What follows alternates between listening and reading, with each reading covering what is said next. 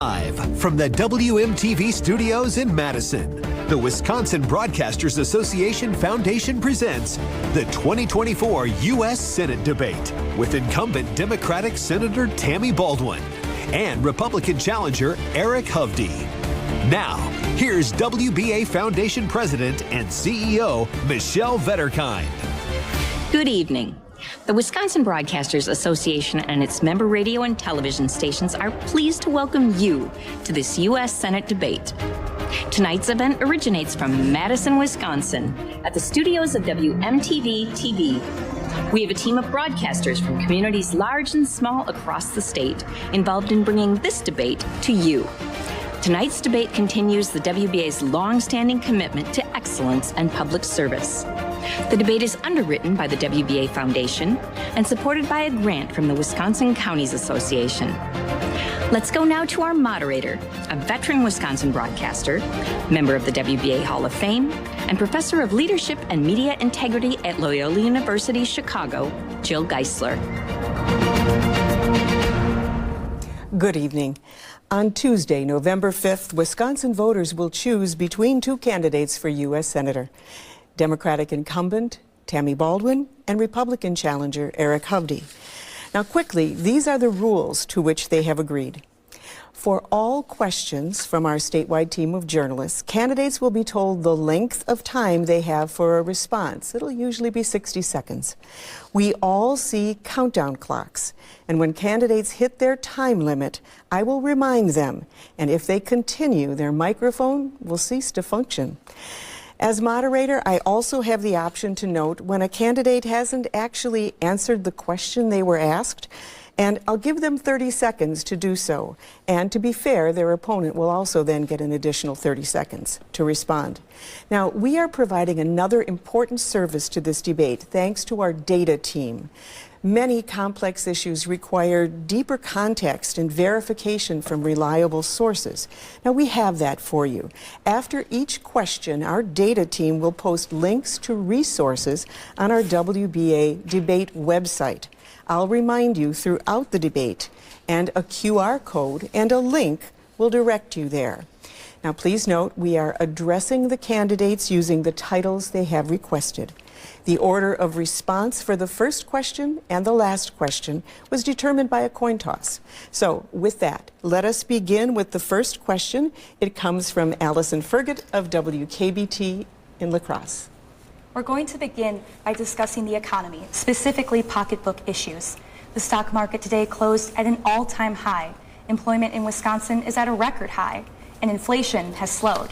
Yet we know many people still feel that the cost of many things is still too high. So we're going to ask about the variety of issues that focus on the cost of living, and we'll begin with health care. More than 250,000 Wisconsinites rely on the Affordable Care Act for their health insurance. The most recent polling shows that 62% of the country supports the law. Mr. Hovde, you said we need to move beyond the ACA. Meanwhile, Senator Baldwin, you've said we need to preserve it. If anything, what would you change about the Affordable Care Act? You each will have 60 seconds to respond, and by the coin flip, Mr. Hovde, you will go first. Well, thank you, and thank you everybody for joining tonight. It's wonderful, and Jill for hosting, and for the journalists being here, and it's finally nice getting this debate, Senator Baldwin. Look, the Affordable Care Act made three promises. Promise number one, it would slow down the cost of health care. Promise number two, it would increase the access to health care. And promise number three, that you would be able to keep your family doctor. But I'm a believer in results. And if you look at the results, every one of those promises has failed. Costs of health care have only skyrocketed higher. Access to care has declined, and declined significantly, particularly for a lot of people in our rural communities. And lastly, the family doctor has all but disappeared. The only thing that is meaningful was the pre-existing conditions. Look, I have multiple sclerosis, so I understand the importance of that, but we need a significant restructuring of our health care system. Thank you, Mr. Hovde. Senator? Well, I went throughout my youth without health insurance because of a pre-existing condition, and I grew up believing that was wrong. I had the honor of serving on a panel when I was in the House of Representatives that wrote the Affordable Care Act. And it was my provision that allowed young people to stay on their parents' health insurance till they turned 26. Sadly, my opponent, Eric Hovde, called that particular provision stupid and has agreed, or as you hear, has said that he would overturn the Affordable Care Act in its entirety, including my provision that allows young people to stay on their parents' health insurance. He also opposes efforts to negotiate with the big pharmaceutical companies to lower the price of prescription drugs, saving patients and Medicare money. We need to build upon the Affordable Care Act, and we need to build upon our efforts to negotiate lower prescription drug prices. Thank you. We're going to stay with the cost of health care, going to prescription drugs. And the question is going to come from Aditi Debnath of PBS Wisconsin. The cost of insulin has been reduced and capped at $35 for many Americans. And beginning in 2026, a number of other widely prescribed drugs will have their co-payments decreased under Medicare. Yet many believe more needs to be done. What would you do as a U.S. Senator to reduce the cost of prescription drugs for Wisconsinites? Well, I would certainly continue and speed up our negotiations with the big pharmaceutical companies. You hear of people regularly going to Canada and other places to get less expensive drugs. Why is that? Because those countries negotiate on behalf of their citizens. Until recently, the big pharmaceutical companies had a sweetheart deal that prevented those negotiations. But 2 years ago, we passed a bill to get those started. Sadly, my opponent would have voted against that measure. He's said that many times. We are seeing real reductions in prices that will save both patients money, but will also extend the solvency of Medicare. We're also seeing victories like my own earlier this year when I forced the asthma inhaler manufacturers to lower their prices to no more than $35 per month out of pocket. Mr. Hovde, your response. I can't believe what I just heard. I mean, it's one lie after another. I believe we need to negotiate with Big Pharma. I think our drug prices are too high. When I first started taking my medications for MS, they cost about $6,000 a year. Now they're costing $35,000 for generic drug prices. I'm the one who's against Big Pharma. It's your Wall Street partner who invests in Big Pharma. You oversee it. You take massive amounts of money from Big Pharma. Your whole campaign is funded by Wall Street, Big Pharma, and Big Tech. That's how you launch all your attack ads against me. So I can't even believe you'd say that I don't want to negotiate against Big Pharma on drug prices. I think drug prices are wildly too high. And I'll actually do something about it because I'm not taking Big Pharma's money.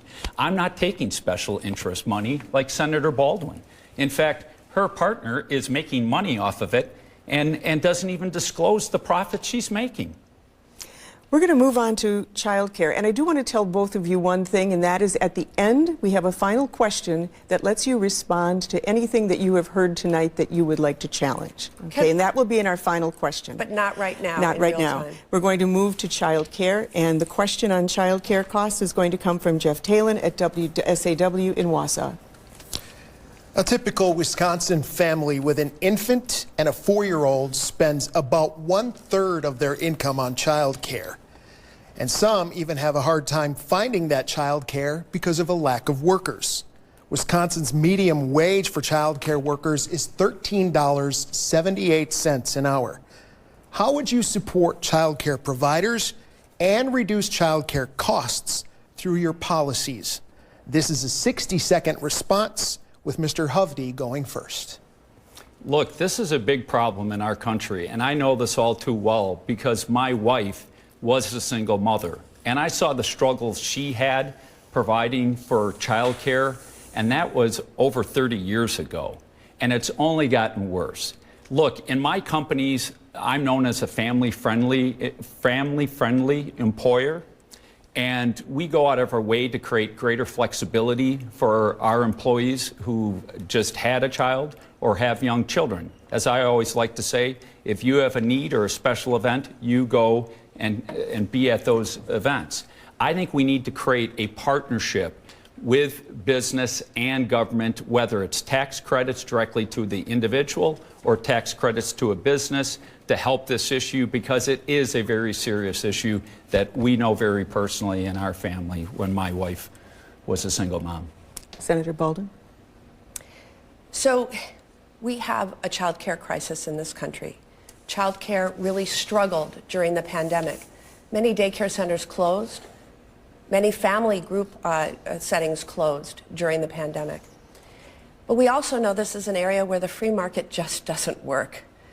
The workers get far too little pay, and tuition is just out of reach of so many people. You know, it costs almost as much to send your child to childcare as it does tuition at a UW school. That's outrageous. You have only 9 months to plan for childcare expenses. You have 18 years to plan for college expenses. But I want to tell you about the Hovde plan. He's announced a plan very recently that would reduce federal spending back to levels of the last decade, while I've been fighting to increase the child care development block grant by $1 billion last year, and the proposal is $2 billion this year. Thank you, Senator. The Hovde plan would slash Thank you, Senator. that Your time progress. is up. Let's move now to Social Security, and that's Shannon Sims of TMJ4 Milwaukee. Americans want to know that Social Security will be there when they retire.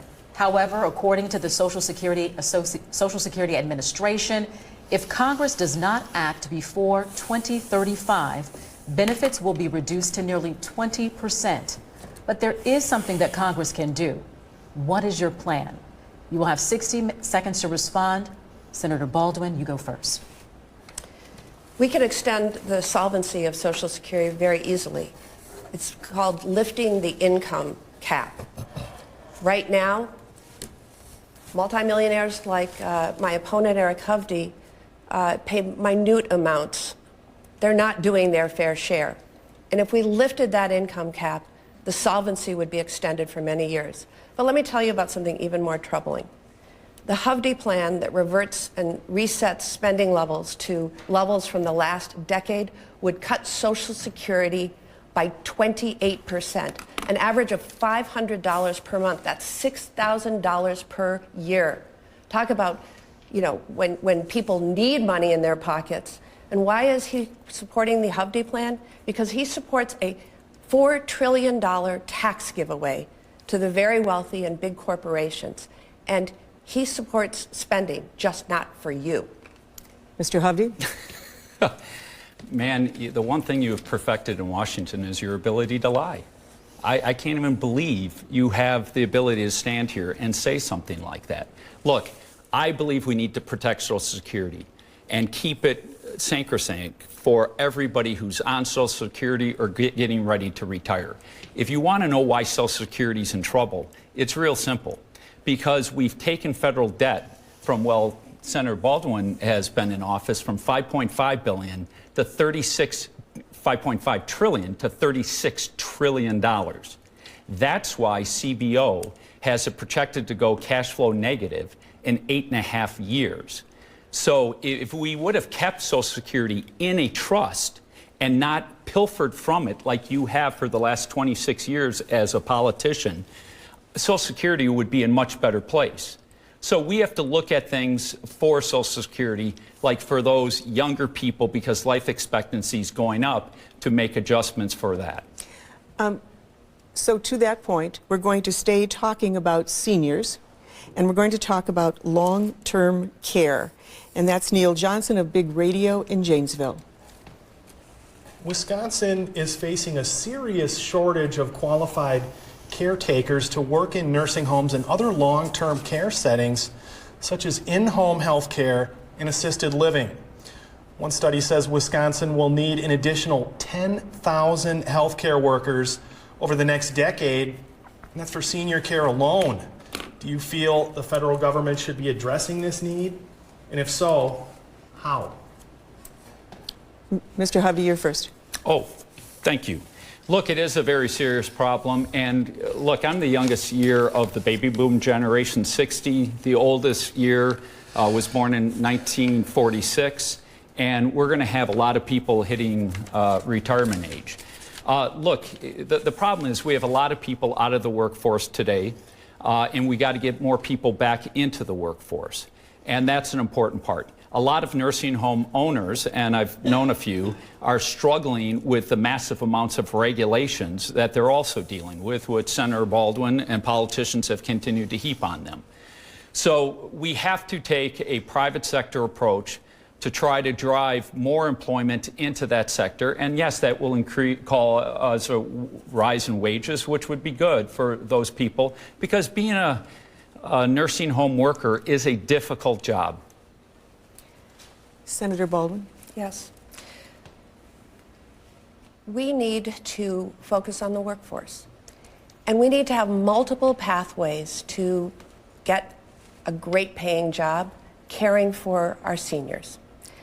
I believe in apprenticeships. I believe in the programs that are starting nursing programs in high school and then creating a debt-free path to getting a higher degree. There's a lot we can do, and there's a lot that has already been advanced in the Congress to do just that. But I have to say, when we're talking about seniors, we have to respect our seniors. I was raised by my grandparents, and it made me aware of the meaningful difference that programs like Social Security and Medicare made in our lives. My grandmother broke her hip at age 90 and actually voted for me for Congress from her nursing room. Eric Hovde has said that people in nursing homes are at no point to vote. Okay, that is, time is up, and we're going to move on.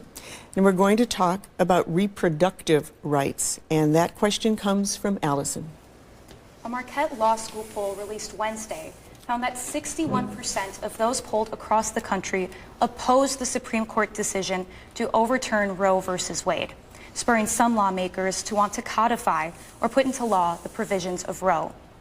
Roe establishes the right to an abortion, but also sets some limits and includes some exceptions. What is your position on once again making Roe the law of the land? Senator Baldwin, you will respond first. You have 60 seconds. Well, a woman's rights and freedoms should not depend upon her zip code or state. In the state of Wisconsin, where we have a criminal abortion ban that was passed in the year 1849, we have services accessible in 3 out of our 72 counties. That means 69 counties there is no access. And harrowing things are happening to women in this state. I've talked to women who face the risk of sepsis and near death before that they could get the services that they needed. That's why I'm so proud to lead the Women's Health Protection Act, which would restore Roe nationwide. My opponent has said that he is 100% opposed to abortion rights. I'm trying to lead the way to restore Roe so that we don't see prosecution of women who have miscarried or doctors who are providing health care. Women are dying because of the current situation. Mr. Hovde. Wow. Look, it's been brought back to our state. I think we as a state should resolve this in a common sense and compassionate approach. I believe in the beauty of life. I've had 2 daughters and 3 grandchildren. And I agree with exceptions for rape, incest, and the health of the mother. And I think women should have a right to decide early on in their pregnancy. Senator Baldwin, you have passed or pushed to allow abortion to happen up to the point of delivery, where a healthy baby can be born alive and be terminated. To me, that is unconscionable. You're shaking your head, but please give, what month would you stop? Is it the 8th month? It's the 9th? Is it the 9th month? And you run these ads saying I'm against, for a national abortion ban. I am not for a national abortion ban. I never have been. And when she talks about my comment from 14 years ago, yeah, my daughters were young. And then they grew Mr. up Hovde, your to time their is up on this teenage question. years and 20s. Mr. Hovde, your time is up, but I'm going to exercise the moderator's option to redirect you to the question that was asked, which is specifically about the recodifying of the Affordable Care Act. I'm sorry, the Affordable Care Act of Roe. And information about that is on our data page. But I'm going to ask you to respond to that question about the recodification, making it the law of the land, and then you will get 30 seconds to respond, Senator Baldwin. please. I think I did. I said it's come back to the state, and I think we as a state should resolve this issue with a referendum where everybody gets a right to vote. The voters get a right to vote. I get a right to vote. I clarified where my position is, and that is I believe that women should have a right to choose early on in their pregnancy, but there comes a point in time where a baby can be born healthy and alive, and I think it's unconscionable to terminate that child's life. Senator? Eric Hovde, that does not happen in America. And it's very clear that he has never read Roe v. Wade. I'm pushing to have that be the law of the land. Your rights and freedoms should not depend on your zip code or the state in which you live. And while I said what he just said doesn't happen in America, let me tell you what is. There are healthcare providers facing the threat of prosecution. There are states with 6-week bans. There are states with no exceptions for rape and incest. Thank you, Senator. Your time is up. All right, we're going to move to another contentious topic, and this one is immigration. Let's go to Aditi. A sweeping bipartisan border bill failed to pass the U.S. Senate earlier this year. The bill would have added tougher standards to qualify for asylum, allow for partial shutdowns at the border, and open new avenues for legal immigration.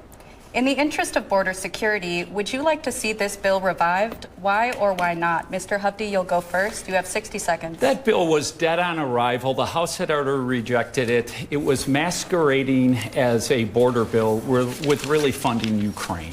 And every senator, once they found out what was in it, was opposed to it. The simple fact is it would have codified allowing almost 5,000 illegal immigrants coming into our country every single day. It wasn't going to change any of the asylum laws or immigration laws at all.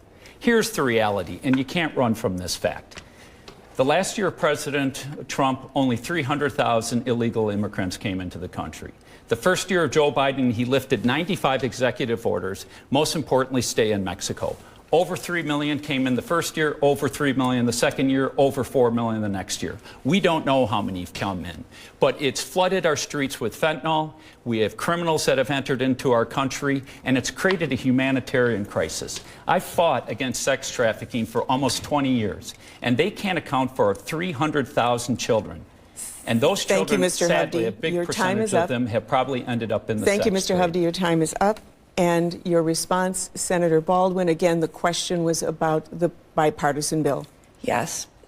So we negotiated on a bipartisan basis in the Senate the toughest border bill that we've seen in years. It would have added 1,500 new Border Patrol agents to our southern border. And had it passed in this spring, they would be there now. Very importantly, the bill also deployed technology to our southern border to allow us to scan every vehicle that comes through our ports of entry. That would have allowed us to interdict fentanyl that is poisoning folks across this country. The Border Patrol agents endorsed this measure. But you know what? Eric Hovde and Donald Trump wanted the political issue. They wanted the chaos. They didn't want a solution. I'm focusing on real solutions. Eric Hovde wants to run political ads against me. Well, you mentioned political ads, and I think we're going to make you both a little uncomfortable with the next question because it's about misleading ads. And the question is going to come from Shannon. Viewers and listeners have told us they are frustrated with negative, misleading ads. So let's talk about two of them. Senator Baldwin, your ad claims that Mr. Hovde called farmers lazy. Mr. Hovde, your ad claims Senator Baldwin funded a clinic offering transgender therapy for minors without parental consent. Both of these ads have been found false by nonpartisan organizations. Both of these ads end with you saying, I approve this message. You could pull these ads. Why don't you do it? You both have 60 seconds to respond. Senator Baldwin, you may go first. So, there have been 19 independent fact checks of Eric Hovde throughout the course of this campaign that have all produced false results. Eric Hovde is lying. I think it's really hard to say that an ad is false when you are hearing Eric Hovde, in his own words, You're seeing this with your eyes. I'm telling you things he has said. The context of that ad relating to farmers was he was doing an interview about why we could easily increase the retirement age to 72 because farmers didn't take the physical toil they used to. They just largely ride around on tractors. I spend so much time with dairy farmers, and I can tell you they are insulted by those words, and I stand by those. Mr. Hovde. Look, every single one of Senator Baldwin's ads has been a lie. I'm supposedly the jerk from California, yet I'm born, raised here in this state, spent my, last 12 years living where you grew up. I vote here, I live here, I was raised here. I'm a UW grad, you're not. The farmer yes, thing, law school, not undergrad. Yes. Look. As it pertains to the clinic, she funded an earmark for that clinic. The clinic changed what's on its website and took down that it did it without parental's approval. But every single one of her ads has been false. So, Senator Baldwin, you claim I live in California, and that's where I am, and I'm not a Wisconsinite, even though, as I said, I live in the neighborhood you grew up.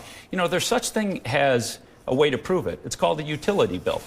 I have my utility bill. Let's get them for the last 10 years Mr. Hovde, and see who actually, has lived in this state. Your time is up, and I don't believe that we heard from either of you about the question that asked what a candidate should do if an ad that they have produced is known and proven to be false. Should you withdraw that ad? And so I'm going to give each of you, again, another 30 seconds to answer that question, starting with Senator Baldwin, since you responded first. So, you have seen ads where we have amplified things that Eric Hovde has said. Sometimes he's said those on right-wing radio talk shows. Sometimes he's said those in television interviews. I think it is totally fair for a candidate to amplify what their opponent has said, especially as a proof point of where they stand with regard to fighting for you.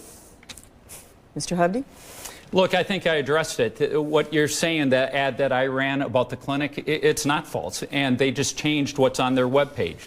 As it pertains to Senator Baldwin, literally every single one of her ads, she even claims for the things that she's accomplished, she didn't accomplish. She's trying to take credit for doing something against fentanyl when it was Senator Tim Scott's bill that wrote the bill. He said Senator Baldwin offered no amendment and hadn't talked to her for 2 years. Thank you, Mr. Hovde. Your time is up. We're going to change gears now to foreign policy, and we're going to move to Jeff. Just this week, the leader of Hamas was killed by Israeli forces. Some hope this could bring the war between Israel and Hamas closer to a ceasefire. Polls show Americans want U.S. support for Israel, but are also worried about civilian casualties.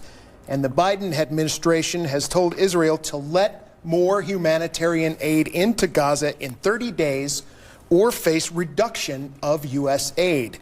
Should the U.S. continue to aid Israel, and should restrictions be placed on that aid?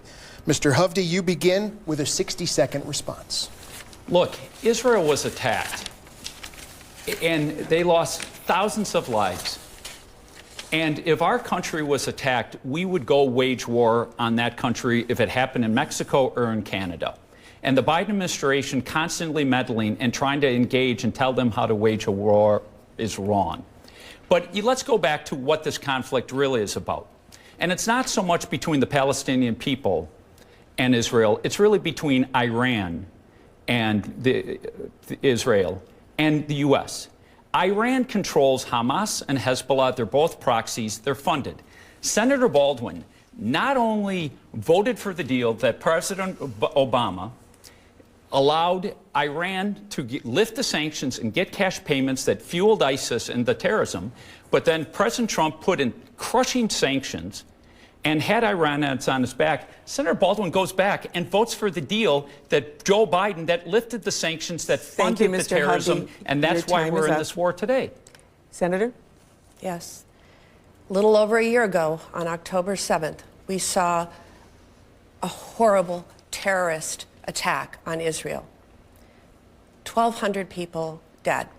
Rape was used as a weapon of war. Hostages were taken. Israel has the right to defend itself. But as we've seen this war unfold, we've also seen untold civilian casualties, children, women. We have to help foster a path towards ceasefire so that the hostages can be released and so that humanitarian aid can be surged into Gaza.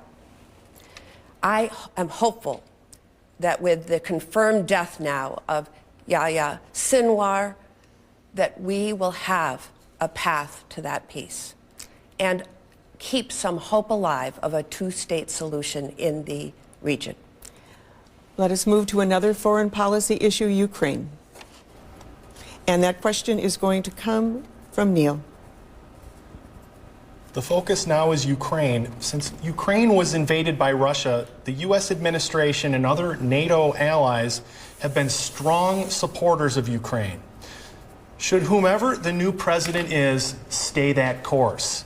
You both have 60 seconds. Senator Baldwin, you may begin. You know, this conflict is truly about democracy versus dictatorship. And we have to stand on the side of democracy. Vladimir Putin is a dictator. He illegally invaded a sovereign democratic nation, and the free world stood up to Ukraine's defense. That's what's at stake here. If Putin were allowed to run through Ukraine without our backing the Ukrainian troops, who's next? A NATO country? Poland? And that would mean U.S. boots on the ground. We need to stay the course, but it seems that Donald Trump doesn't know the difference between our allies and our enemies. And Eric Hovde stands with him and would have voted against the legislation to fund Ukrainians' weaponry. Mr. Hovde? Look, I think the war in Ukraine is a direct result of the absolute failure in how we left Afghanistan. We pulled out our troops. We left a key strategic military base. We left Americans behind to die. 13 Marines that died that day, Afghan allies that supported us, that risked their lives. There's a reason why you saw them running, holding onto those planes, falling to their death. We also left billions of military equipment behind. Because of that, I think our adversaries moved. Putin on Ukraine, Iran through their proxies on Israel, and China's getting more aggressive. As it pertains to Ukraine, the White House, an expert came to them and said, look, you're getting ready to park 17 F-15s and like 30 A-10s. If you train the Ukrainians how to use those aircrafts, Russia will not have air superiority. And we should have done that. So we could have done things to prevent that war from even beginning. But you have sent billions of dollars. Mr. Hovde, your time is up, and I'm going to return to the specific question. And I believe we heard from Senator Baldwin to stay the course in supporting Ukraine. Specifically, I will ask you, are you in agreement with that idea or not? And then she's going to have 30 seconds to respond. Sure. Do I think that Vladimir Putin is an absolutely evil man? Absolutely. But I think we need to try to find a way to get to peace. Sadly, what's happening in Ukraine is we're wiping out generations of their people and turning a lot of their cities into rubble. And while I was supportive of Ukraine at first, the amounts of tens of billions of dollars that have gone to Ukraine that are not accountable causes great concern for me. So I don't think we should continue to fund endlessly money into Ukraine. Thank you, Mr. Hovde. Senator Baldwin. I strongly support backing Ukraine. This is really, literally about democracy versus dictatorship. Because of those brave soldiers in Ukraine, we don't have any boots on the ground in the region. But had we not supported Ukraine, where's Russia going next? Poland? We have to stand on the side of democracy. Eric Hovde would have voted against the measure that helps fund the Ukrainian effort. Thank you both. We're now coming back to domestic issues.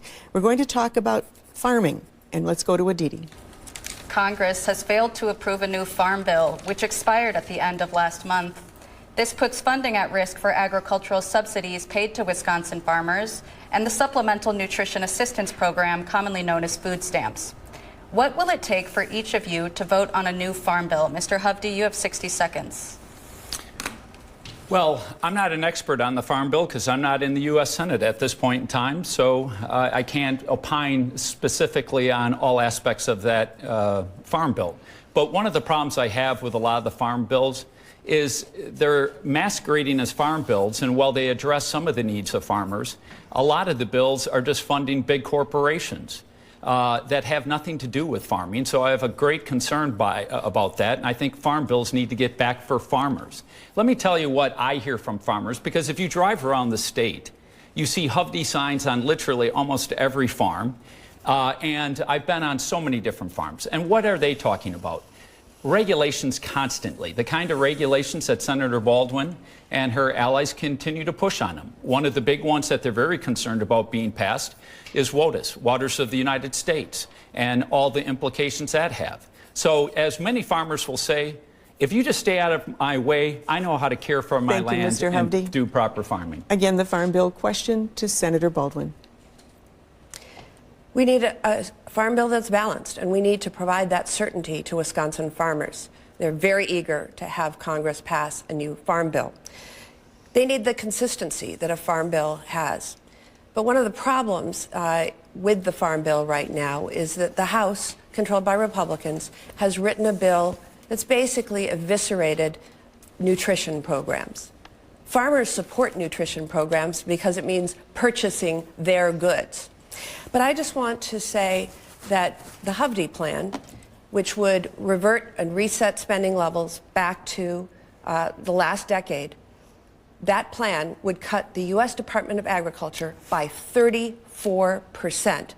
That is not standing up for our farmers. And I will say I was proud to receive the Wisconsin Farm Bureau endorsement. I think I'm the first Democrat in nearly 20 years. That's for the hard work I've done on behalf of our farmers and dairy in particular. Thank you both, and I'd like to remind the viewers that our data team is posting information about things like the Farm Bill and all of the other topics that have been researched for this debate on the WBA debate website, and you can look those up if you'd like to extend your knowledge as well. All right, we're going to move to the environment, and let's go talking now about PFAS contamination, and that is Allison. Several areas in Wisconsin are struggling with PFAS contamination, chemicals linked to cancer, changes in metabolism, and lower birth rates. So much so that in communities that I cover in La Crosse County have been relying on bottled water for more than 3 years because of dangerous levels in their well water. What do you believe Congress's role should be in preventing the problem from getting worse while supporting communities dealing with PFAS right now? Senator Baldwin, you will start. You have 60 seconds. Thank you. PFAS chemicals are sometimes byproducts of manufacturing.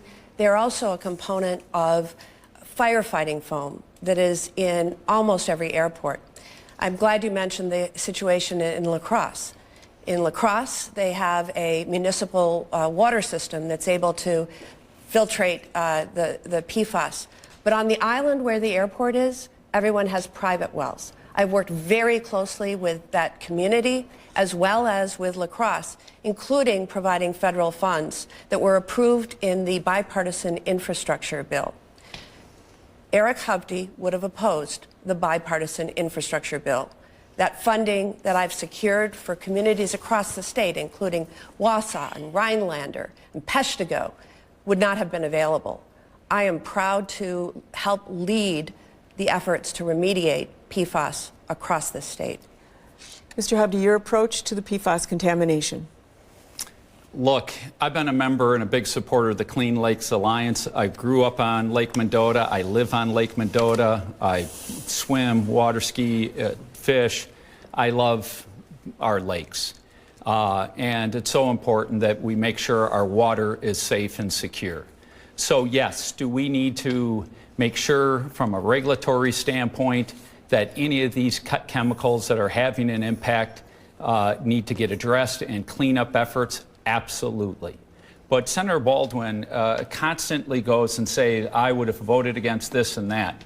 And the reason why I would have voted against a lot of these issues is really simple.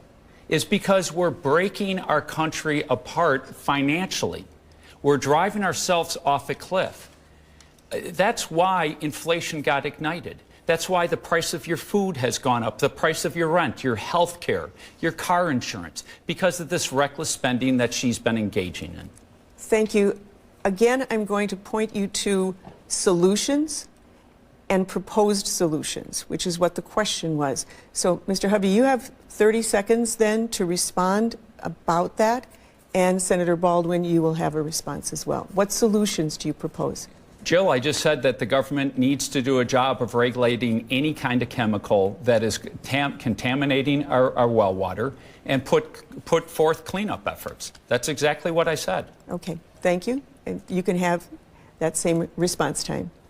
So, I talked about some of my work to help communities remediate when PFAS has been found in their water supplies. I also am a sponsor of a bipartisan bill called the Healthy H2O Act.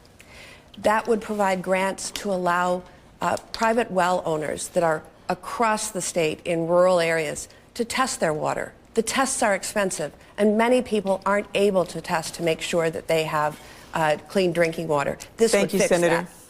All right, we're covering a lot of territory tonight, and now we're going straight to Washington and the Supreme Court. Jeff has that question. The Marquette Law School poll out this week finds 90% of those polled support a code of ethics for the Supreme Court justices. While the court did adopt a code late last year, it's been criticized because it lacks accountability by allowing justices to police themselves. Among the proposed responses, the adoption of a code with more teeth, as well as 18-year term limits for the Supreme Court justices. What, if any, new rules do you support for the Supreme Court? Mr. Hovde, please start our 60-second responses. I think we should absolutely have a code of ethics for the justices. I don't think they should be engaging in any kind of private investment in the stock market while they serve in that capacity. And I understand the desire to have a term limit. I'm supportive of term limits. I think career politicians should have term limits. And in fact, when we talk about a code of ethics, I think this is a very important point. From the get-go, I said I'm not going to take special interest money. I will not be owned by anyone.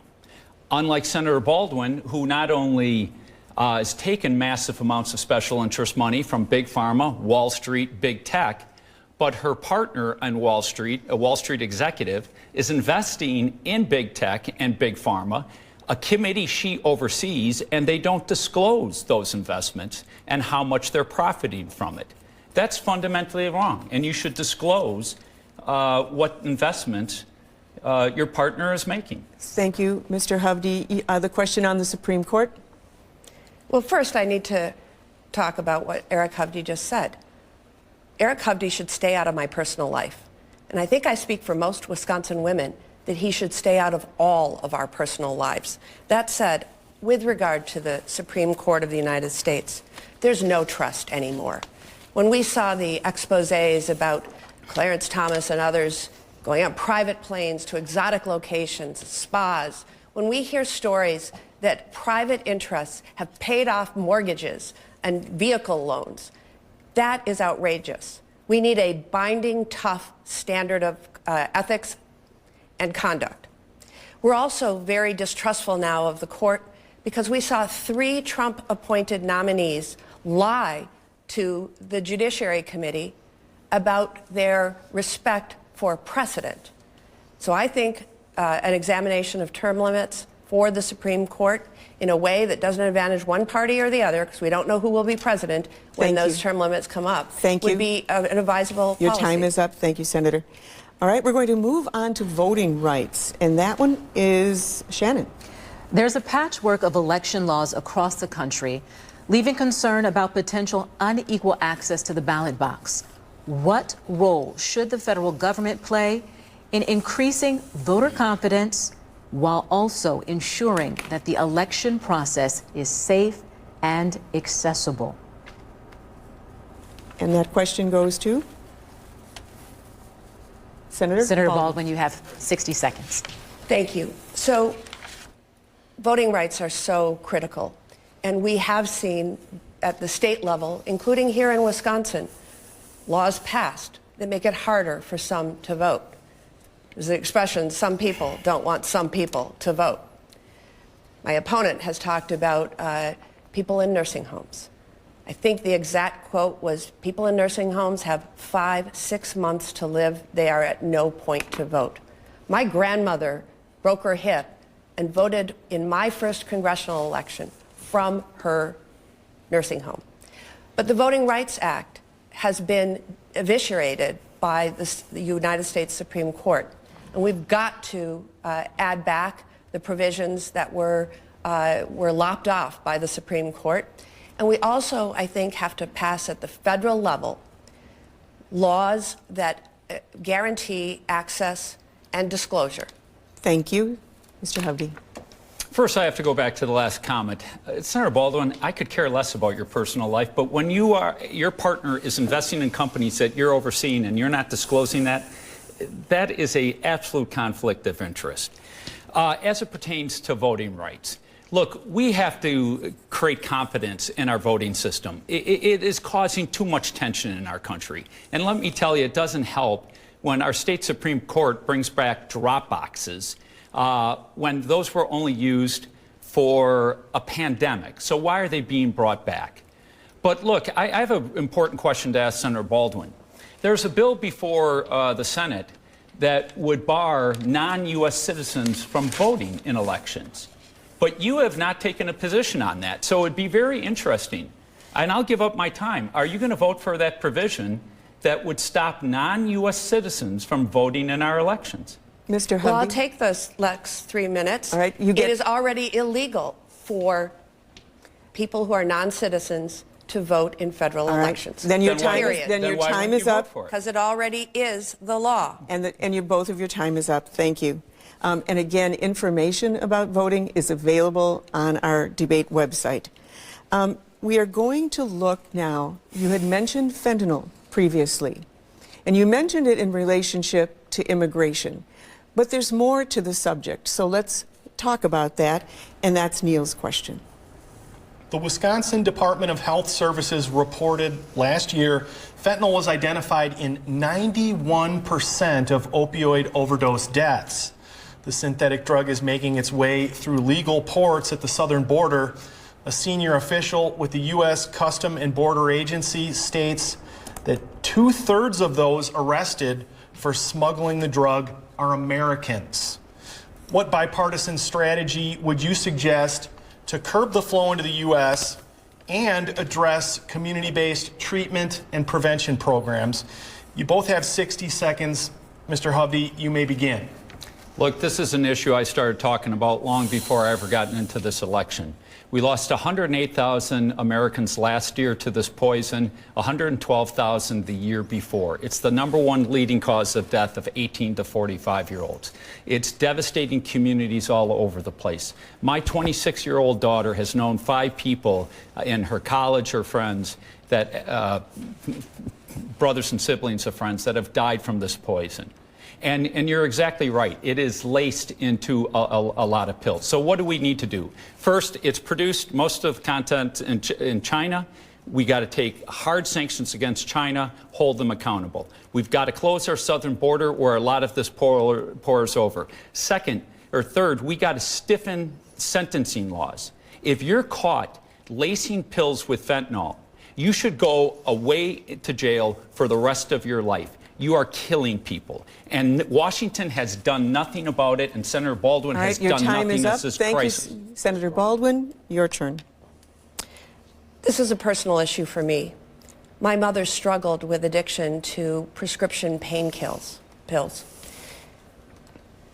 When I first came to the Senate, the crisis, the opioid crisis, was the overprescribing of things like OxyContin and oxycodone.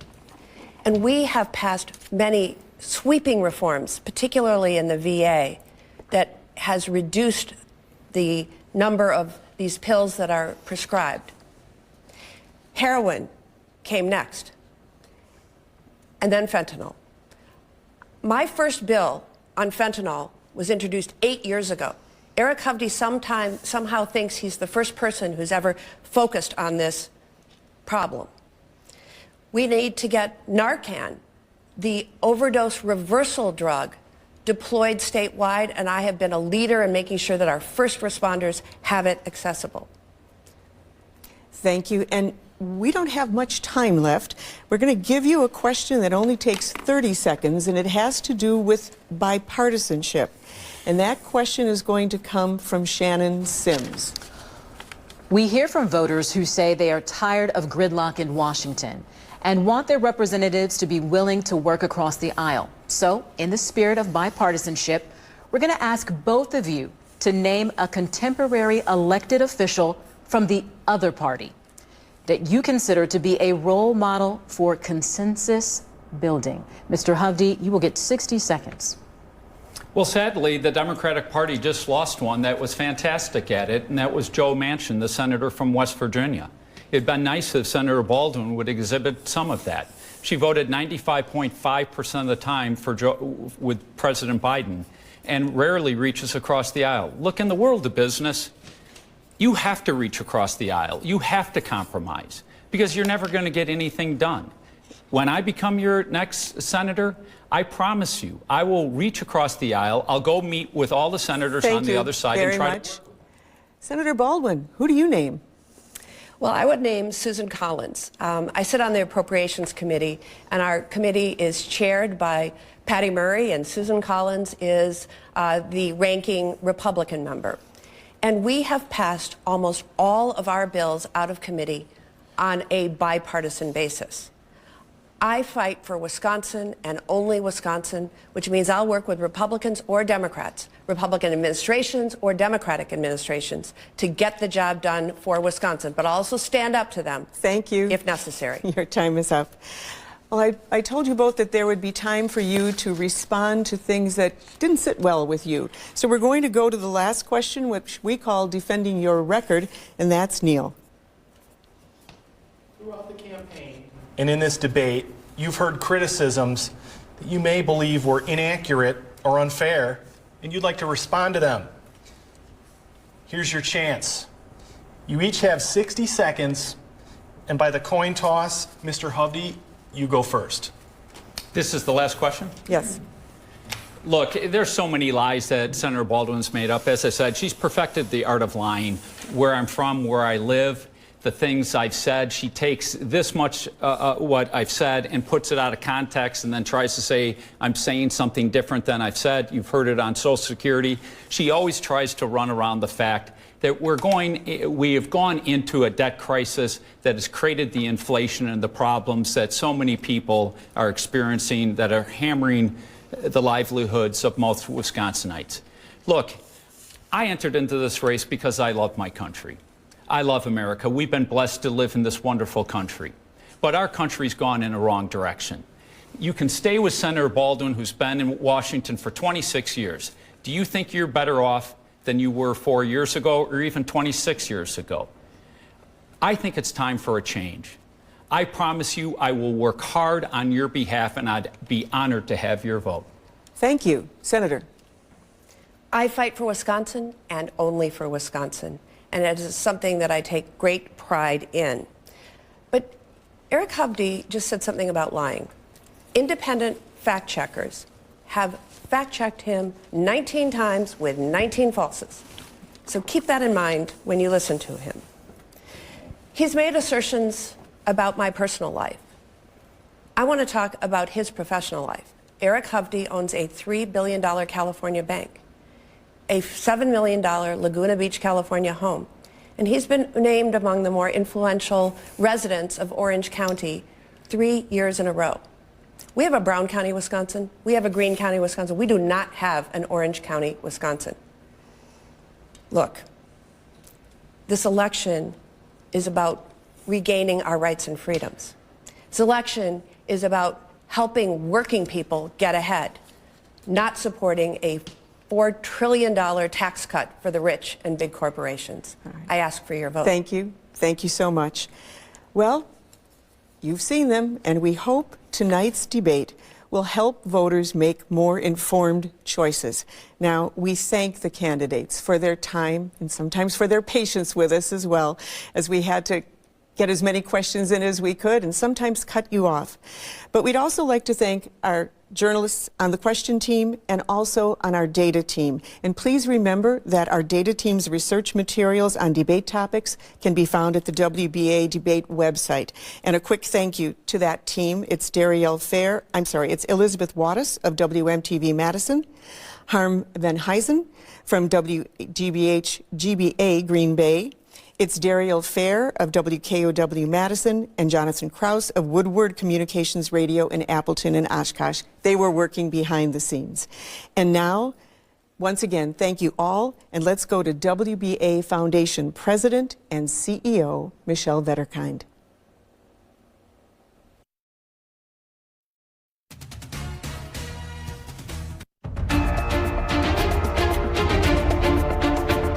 Thank you for joining us for tonight's debate, an opportunity for Wisconsin citizens to hear from the leading U.S. Senate candidates.